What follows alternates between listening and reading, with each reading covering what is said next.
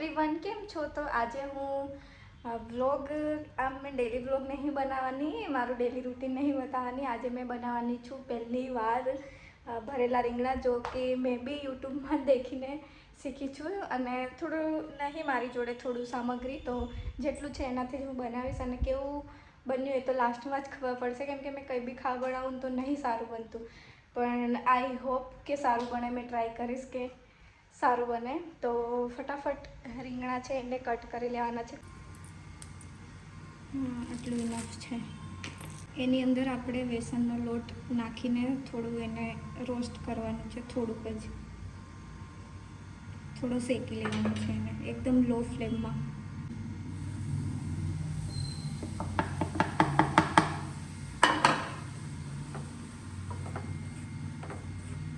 આ દેખો, થોડી વાર એને રોસ્ટ કર્યા પછી કંઈક આવો થઈ જશે. તલ,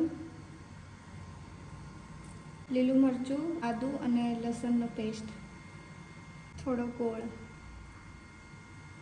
સ્વાદ અનુસાર થોડા બેસિક મસાલા.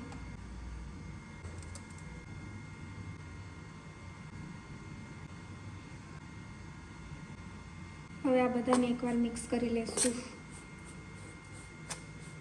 આની અંદર હજી ખોપરાની છીણ અને વાટેલી મગફળી પણ નાખી શકાય. મારી જોડે નહીં એટલે મેં નહીં નાખતી.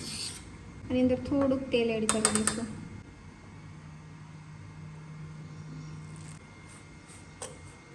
હું તમને શીખવાડવા બેઠી છું પણ મેં લાલ મરચું જ ભૂલી ગઈ નાખવાનું. કંઈ નહીં, લાલ મરચું એડ કરી દઈશું. મને તીખું બહુ ભાવે એટલે થોડું વધારે જ એડ કરીશ. ઇનફ છે આટલું.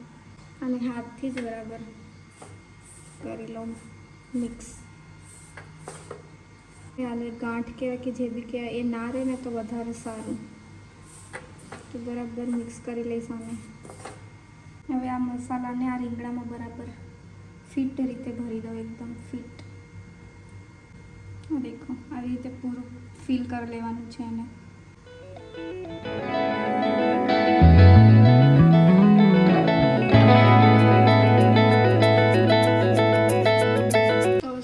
એક બર્તન લઈ લેવાનું છે જે આવું રહેશે અને એની અંદર થોડું આપણે તેલ એડ કરી દઈશું. એટલું ઇનફ છે.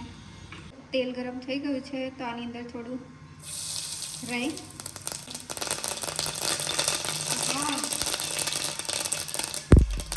થોડું જીરું, મીઠો લીમડો, થોડો મીઠો લીમડો. ગેસ એકદમ કમ કરી દો. હવે આની અંદર આપણે આ મૂકી દઈશું.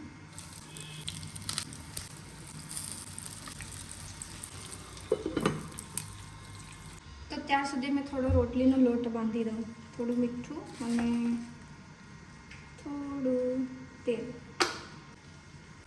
તો રોટલીનો લોટ બાંધી દીધો છે. હવે એને થોડી વાર મેં ઢાંકીને મૂકી દઉં. હવે આની અંદર મેં આ જે બચ્યું હતું એને એડ કરી દઈશ. ઢાંકી દઈશ થોડી વાર. આમાં થોડું પાણી એડ કરી દઈશ.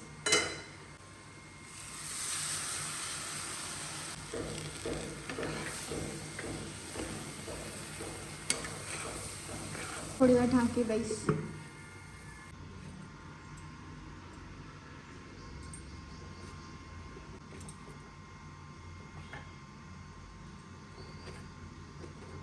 આ દેખો, બની રહી છે સબ્જી. આ દેખો કંઈક આવી દેખાય છે. બરાબર પ્લેટિંગ કરીને તમને બતાવો. તો ફાઇનલી મારી ડીશ બની ગઈ છે. આ દેખો કંઈક આવું દેખાય છે. સ્મેલ બહુ જ મસ્ત લાગે છે. હવે ટ્રાય કરીને કહું કે કેવું લાગે છે. અને એ આવે ને એટલે એમને ઓનેસ્ટ રિવ્યૂ મેં પૂછું, કેમ કે મારું તો હું એમ જ કંઈ સારું લાગશે, પણ જેવું લાગે ને એવું તમને કહી દઈશ. તો આ દેખો કંઈક આવું દેખાય છે પ્લેટિંગ કર્યા પછી.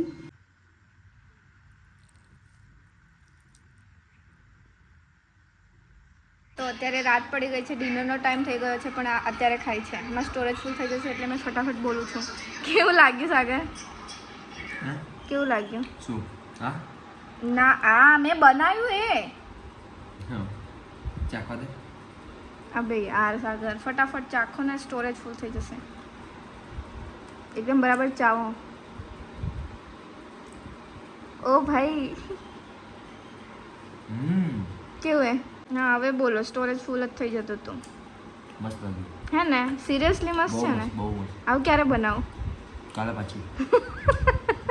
મને એમ કે ક્યારેય ના બનાવતી હવે. કાલે પાછી. है ना? आ देखो मैं भी थोड़ा खाई लगा. चलो बाय बाय कर दो. બરાબર. બહુ મસ્ત.